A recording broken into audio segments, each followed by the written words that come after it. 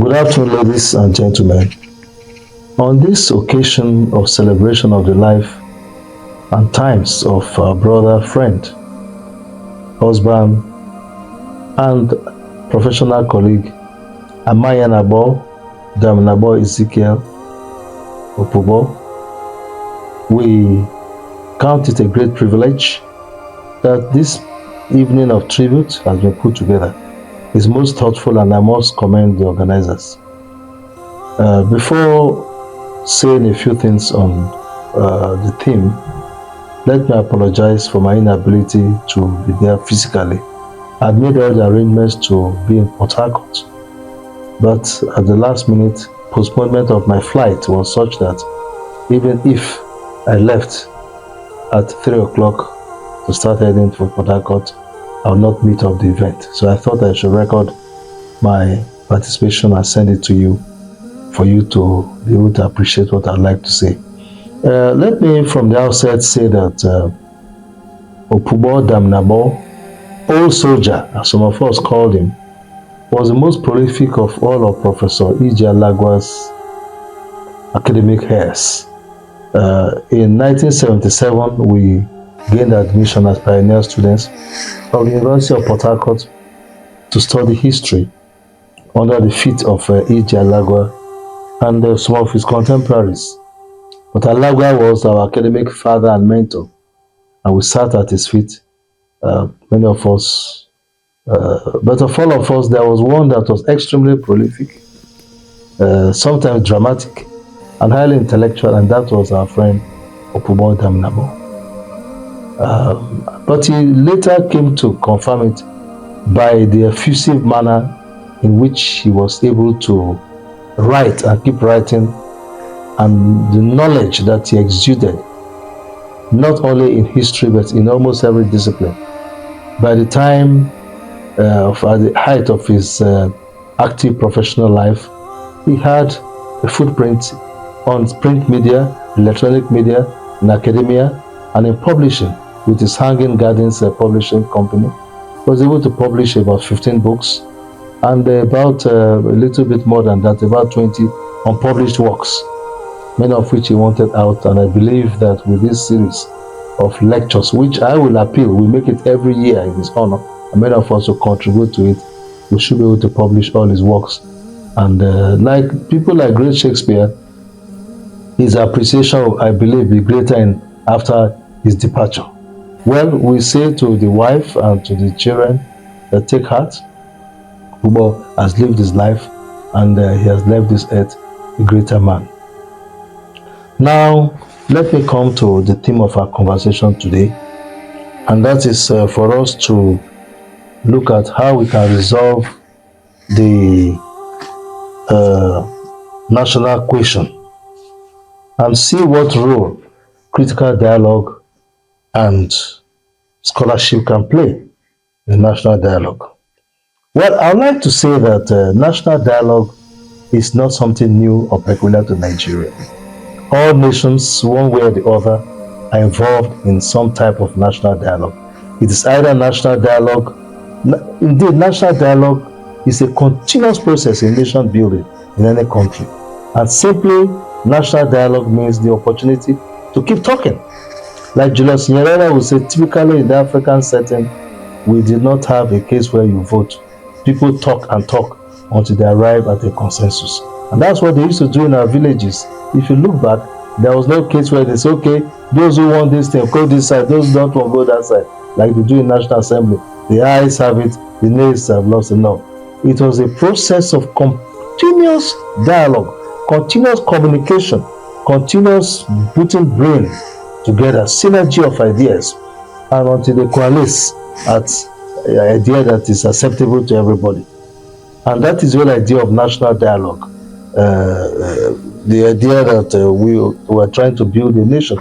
So the process of state building or nation building, or what that nation building, the concept from the Germans, which they call Stadtbildung means building a country, is the fundamental ingredients is dialogue, is communication, is talking. And that is why every country in the world has a parliament. The parliamentarians don't have another job Their job is to talk. Their job is to talk and talk and talk and talk until they arrive at what they can be able to be, which will be accepted as what everybody wants. So the national dialogue, why do we need it in Nigeria? So sometimes when some people hear, oh, let us discuss, they say, no, we don't want to discuss. Nigeria has come to stay. It's not true. America is still dialoguing. That's why they have a Congress, still making laws, amending laws. That is the process of dialogue. The British have it, the Parliament in the UK, the House of Lords and the House of Commons. The French have it, the Germans have it, and every country on the face of the world, and even in the traditional institutions, we have the mechanism for discussion. Why does Nigeria need to have a national dialogue? And these are the ideas of Opobo Damnabo, the things he wrote about. That's why we are discussing this issue. Number one is the fact that before the Europeans came, we were diverse, as you know. It's a country of nearly about 500 different people, homogeneous within themselves, but heterogeneous in relationship with other people. These were autonomous nations. In fact, if you go to some states like Adamawa, Plateau, maybe Gombe, you can see, or even Kogi, look at around Okene area, we have Ogori and Magongo, two communities which are infused within the Igbira people with their own different language, different historical experiences. And all over the country, there are even sub-nationalities who were autonomous. You have in Bayelsa State, where we're all in Jos, you have the Ogbea with a specific identity, you have the Epie with a specific identity and history, and a few cultural expressions that are peculiar to them. You have, for example, the Ngene people, and we are now in Rivers State, talking about Rivers State. Look at the diversity of people. The Ogonis, even within the Ogonis, you have the Tai, you have the Kokana, you have the Ileme people, you also have the Ekpeye, you have the Kweri, you have the Andonis. So each of these is a nationality, it's a people with a proud historical heritage. Now, we've all fused into one. But let me say this, some people want to always blaming Lugard. Lugard, they brought us wrongly. No, it's not true. You see, nation building is like the alimentary canal in the body. When you eat food, food goes in, then after that some go out, then another one comes in. At any time, it's a process that is continuous. And that is how it is with building of countries and the populating of countries. You go to America, almost every village in the world has one person in America. Isn't it with London?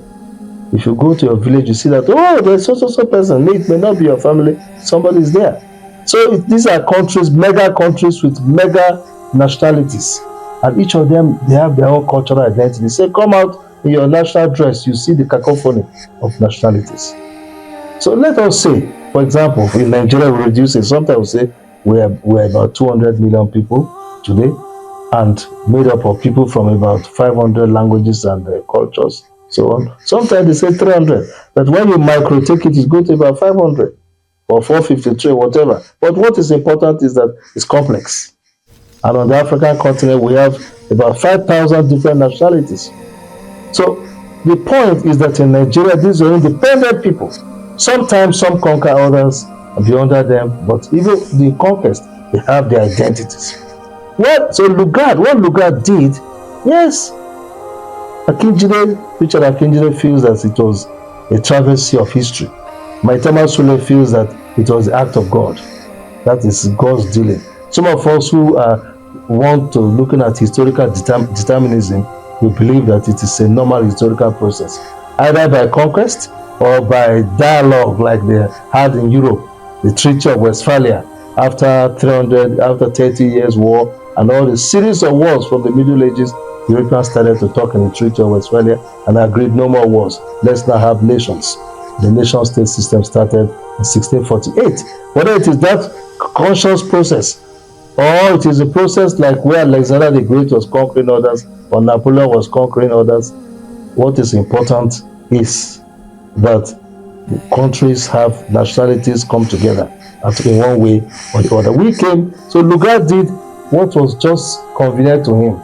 The South was rich, the North didn't have money, so he needed to marry, like in his word, in his book. He said that he had to marry the South, which is the bride, and the North, so that the South can pay for the budget deficit of the North. Good enough, fair enough. We're together. And what is important to a country at any time is not that this is how we came together. What is important is how do we go forward? And that is what our founding fathers did. Now, let me correct one impression. You can't keep going back to Lugard for Nigeria's conundrum or Nigeria's problems. Every country, one way or the other, that those things happen. England, Wales, Scotland, and Ireland. Yes, through dialogue, through negotiations, they came together. Did we negotiate Nigeria? Oh, yes. Oh, you will not be happy with me because I'm now punching the history. After the Lugard coming together, after the proclamation of amalgamation, we had the Clifford Constitution. After Clifford Constitution, we had the Macpherson Constitution in 1946. After Macpherson, we now had after Richards, we had Macpherson. After Macpherson, we now had the Littleton Constitution. Then from there we went on until we had all the Lancaster House and Marlborough House negotiations. The negotiations were, are we going to be one country or not? In fact, I omitted the Ibadan Conference. When the Richards Constitution came out in 1946, Zeke used the word, and many Nigerians said that was the first time they heard that word. Zeke came from America with the beggar American jingoistic way of expression. He said, this is obnoxious. And that word, some people even call their children obnoxious, not knowing the meaning of the word. Said, this is obnoxious, the Richards Constitution. And that's why the Macpherson Constitution came to be. After Macpherson, then we now had Littleton. After Littleton, the negotiation. But before then, there was a Ibadan Conference, 1950-51. So when they saw that Richard's Constitution was not acceptable to Awolowo, acceptable to Zeke, acceptable to Sardauna, acceptable to many of our people also, Biri, Enaro, and Co, they took all the same meeting of all Nigeria people, chiefs and people. They met in Ibadan from late 1950 to early 1951. What was the outcome of the Ibadan Conference? And that is what made prelude to the Macpherson Constitution. The Ibadan Conference said, we agree to remain one. Why did they call it Ibadan Conference? You don't see this in the history books. Just because the British just had the experience of India and Pakistan. Just like Nigeria. India and Pakistan are very diverse, in fact more diverse than us. Because there they have multiplicity of religions. Here we are dealing with only three. Traditional religion, Christianity, and Islam. In India there is Zoroastrianism, there is Hinduism, there is Shintoism. So there are so many other religions. So ways of thinking of people. On the eve of independence, Ali Jinnah, who was the leader of Pakistan, said, we don't want to go together as one country. Now, so the British now said, what do you want? They said, no, give us two countries. India one, we one. We don't want to be in one country. So with that experience, and when Zeke now used that word obnoxious, the British now said, okay, in as much as we are colonialists and we conquer these people, let us hear what they want. So they brought our chiefs and our kings together, our leaders in Ibadan.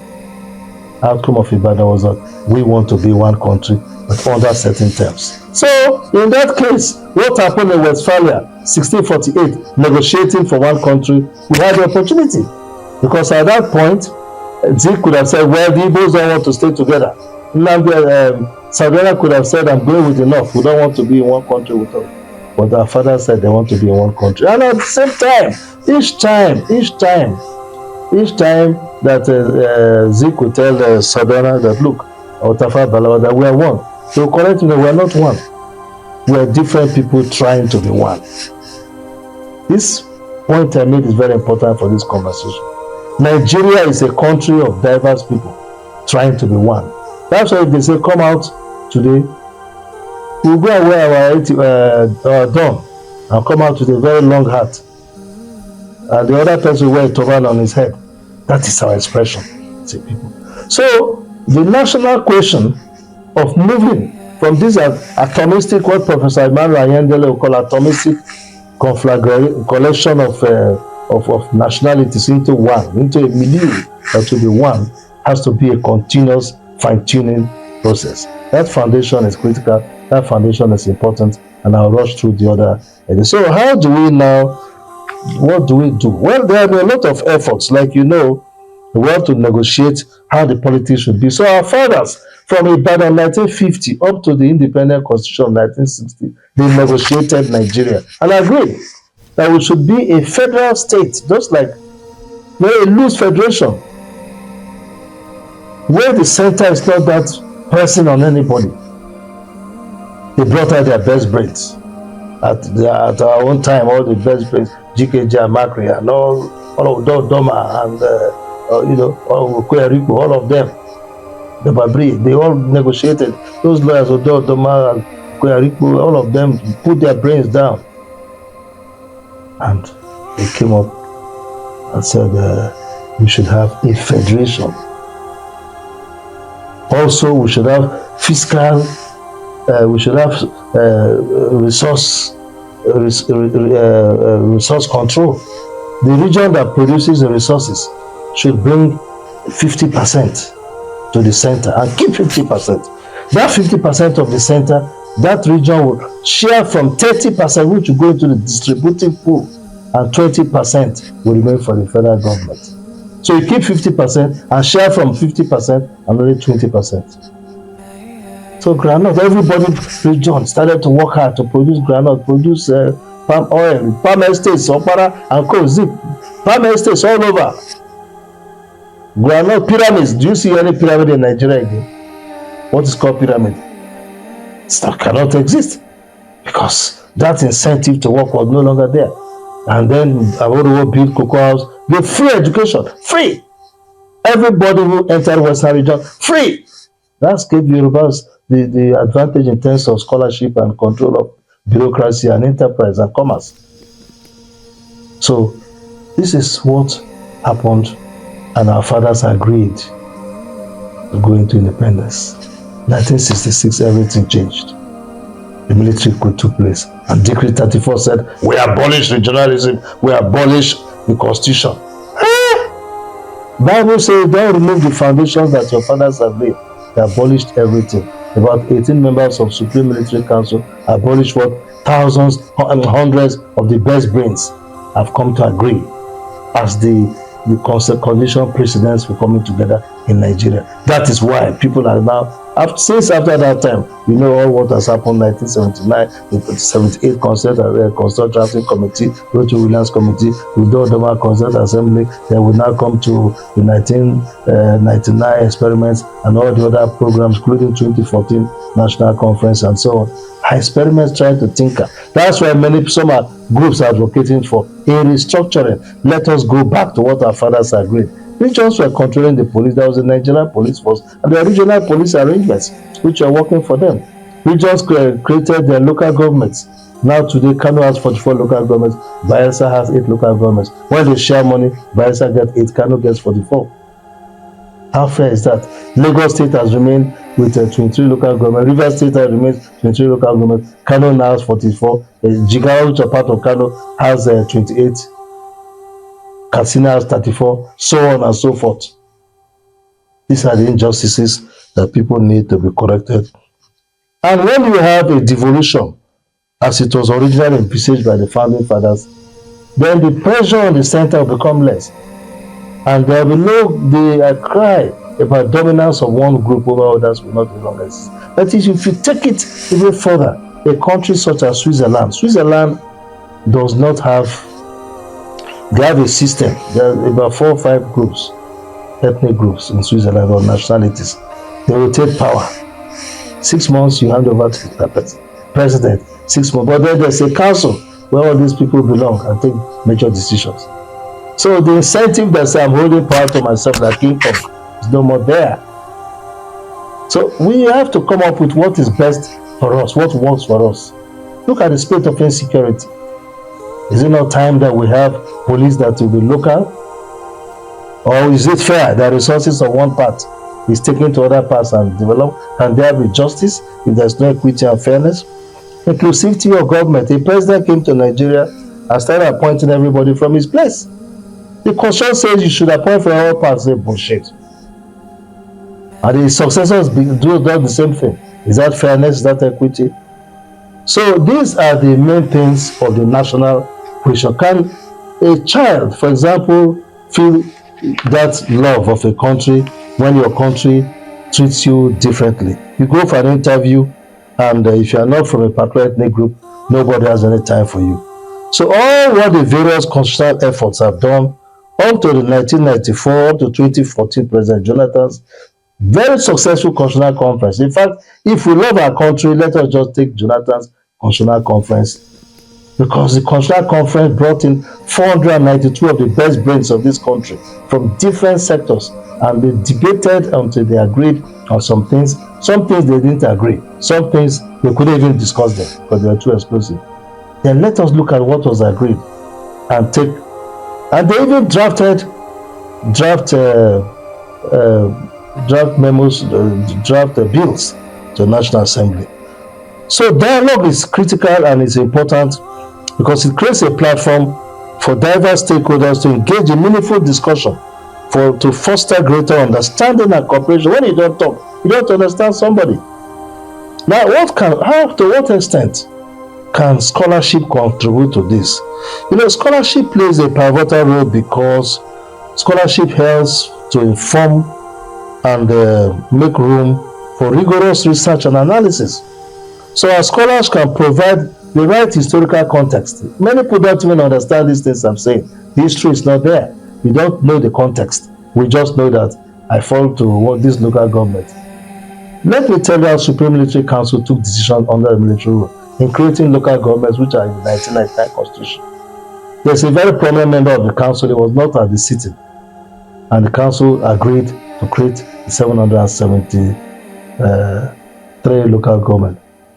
Then he came back to Lagos at the time, to Abuja, and heard what happened. So he challenged, he called Babangida, Kai, Abdul Salam, what happened? You didn't give me. He said, you were not there. And I said, no. He said, what is the name you want? He gave the name. He said, okay. He just wrote it and said later boundary commission should adjust. And so the general they should adjust and create the local government for him. And he gave his village a local government. Meanwhile, a local government like Southern Ijaw is as expansive. Bayelsa is the 27th largest state in Nigeria. Why does Bayelsa have 8 local governments? 27th largest, that is if you count from the states. So which means that after Bayelsa, there are at least about 8 states that are smaller, some of which have 3 times the size of local governments that Bayelsa has. So Bayelsa was created because they felt, well, let's give it to them, let's just give them. It was like a compensation. So, and that injustice has remained. So the historical context is very important. Scholarship will provide policy options and identify best practices around the world. You must know how other countries have solved their problems. We are not in autarky. We are not in isolation. We are part of a world. And it will also foster dialogue and discourse and encourage, the kind of dialogue discussion that is evidence-based, not based on the social media, innuendos, half-truths, and so on. It will also ensure that there's an interdisciplinary approach, combining insights from social sciences, humanities, natural sciences, and the critical thinking and dialogue scholarship will allow diverse perspectives to come. And that is what happened in 2014 National Conference. There was a lot of critical thinking. I don't know if scholarship was there, but critical thinking, because a lot of them discussed. Then the methodology will also ensure that there's quality and validated research. And there's, this research findings can be made available and public to all. The question is, despite such an approach will also allow the internationalization of the discussion and the critical thinking. How have other countries done it? What can we learn from them? How can we can even they can even go to them and find out, like a country like India. How have you solved the ethnic problem? You know, there are people in India darker than us. The blacks who came there about 800 years ago, and they are in Kerala area. There are some part of India, and they live their lives. There are other groups in India who are looking like Chinese. Other groups from India are looking like Europeans. So there are all kinds of who can learn from them. We can also learn from, for example, South Africa, when they had a very serious problem, had a Truth and Reconciliation Committee, Desmond Tutu Committee. How did they solve this national question? Dialogue, and how did they achieve at a result? We can learn it from Rwanda. Look at what happened. Almost 1 million people killed by one ethnic group. The Hutu and the Tutsi are like Okrika and Kalabari. They speak the same language, they understand each other, they look at each other, look like each other. Some are farmers, some are cattle rearer, but all are either farmers or cattle rearers or in the middle. But they know who is who, yet they killed about 1 million people. Today, Rwanda is one of the most progressive countries in Africa. How did they do it? Or let's even talk about America, the bastion of heterogeneity, of diversity. Why is the American Constitution still working when it is so diverse?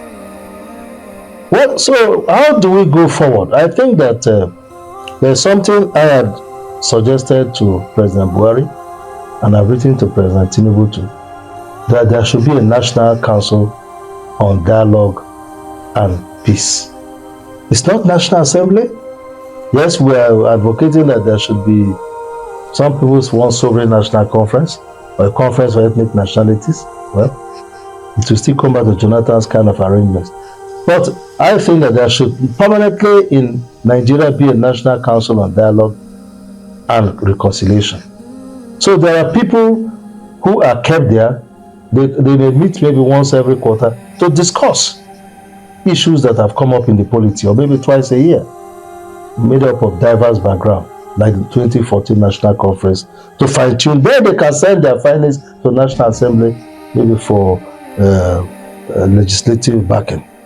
I think that there should be more public awareness on the fact that discussing does not harm anybody at all. Before I forget, let me say, we have to also specifically address some historical grievances through such dialogue. For example, the Igbos feel that 50 years after the Civil War, we're still underdogs in Nigeria. Is it true? Yes, it is true. Why has no Igbo man been able to be given the opportunity to rule this country? Once an Igbo comes, they shout him down. And I don't think it is the right thing to do. We accidentally, we Ijaw people, well, by accident, we had the chance to rule Nigeria. But I think there should be a proper issue of power. The other issue is the issue of leadership recruitment. You see, many of us, they call us attempted. We are attempted to hold position, either to be governor or senator. What has happened is that the best brains, the best people are always edged out very early. How can we get a better leadership recruitment process in Nigeria? How can there be better governance, better electoral processes? How can there be more inclusivity in bringing women and youth into governance? I was looking at a commissioner of information from one of the northern states about 3 days ago, and I felt like crying. The man is about 75 years old. Why will a governor appoint such a man as a commissioner of information and strategy? Young people should be given the opportunity to play greater roles in our national discourse and national question. We have to bring in technology. The world is now a world of technology. And you can stay here and disseminate information to the entire world within just clicking your fingers. We must bring in technology and see the best technology that we can apply in this country. We have to go into moral and ethical education, not by mouth, not by eating money. When they vote money to say National Orientation Agency, Ministry of Information, blah, blah, blah, it becomes opportunity to chop and chop and chop. I think resolving Nigeria's national question requires a synergy of critical dialogue and scholarship, By embracing interdisciplinary collaboration inclusively, methodological rigor, and accessibility, Nigeria can harness the potential of scholarship to inform and enrich critical dialogue, promoting national unity, addressing historical grievances, and enhancing democratic governance. I think that these were the ideals which our late friend AMANYANABO OPUBO Daminabo stood for. And we can keep this discussion alive. Ladies and gentlemen, I thank you very much for allowing me to make these thoughts, and I'll be open to take some questions as we move forward. And I believe this should be a thematic issue that should inform our future dialogues on this remembrance, maybe 1 year anniversary of the departure of our friend. Thank you very much.